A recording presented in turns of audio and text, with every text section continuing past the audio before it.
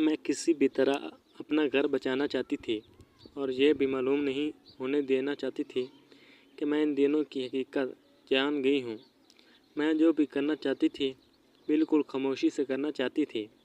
सबसे पहले तो मैंने यही सोचा कि मैं इस लड़की के घर का पता चलाऊंगी कि ये कहाँ पर रहती थी, इसके घर वाले कौन हैं। फिर इसके घर जाकर बात करूंगी और इन्हें मनाऊंगी कि इसे यहाँ से आकर ले जाएं, वरना ये मेरा घर तो तोड़ देगी।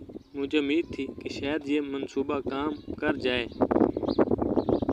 मैंने आसिम के एक बहुत ही करीबी दोस्त को फ़ोन किया और इसे कहा कि आसिम के ससुराल वालों का पता दे। पहले तो वो देने पर तैयार नहीं हुए, लेकिन मेरे बेहद इसरार करने पर इसने मुझे एड्रेस दे दिया। अगले दिन मैं जब दुबई पहुंची तो मेरा दिल बहुत धड़क रहा था कि मैं क्या कहूं, अपना तारुफ करवाऊंगी। क्या पता वो लोग मेरी बात सुनने ही ना, और कहीं जब हमने अपनी बेटी से कोई तलक नहीं रखा तो इसकी जुठलाई से हमें क्या वास्ता। लेकिन मैं फिर भी एक कोशिश तो करना चाहती थी। क्या पता वो अपनी मर्ज़ी से ही यहाँ ना आना चाहती हो, इसलिए मेरे शोहर के पीछे पड़ी हो। बहरहाल मैंने सब सोच को दिमाग से निकाल कर दरवाजे पर दस्तक ही डाली।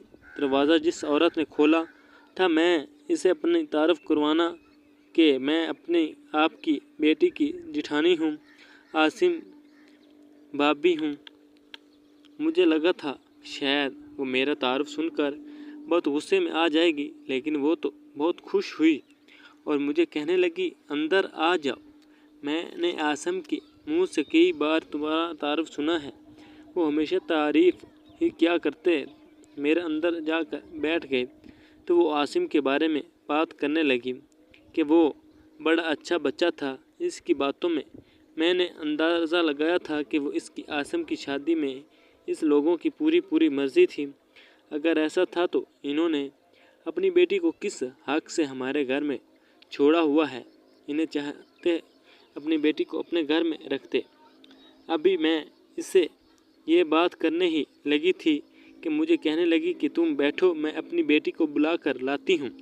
मुझे मालूम है तुम इसे से माले हो, इसकी इद्दत तो ख़त्म हो गई है, लेकिन फिर भी इसने लोगों से मिलना जुलना छोड़ रखा है।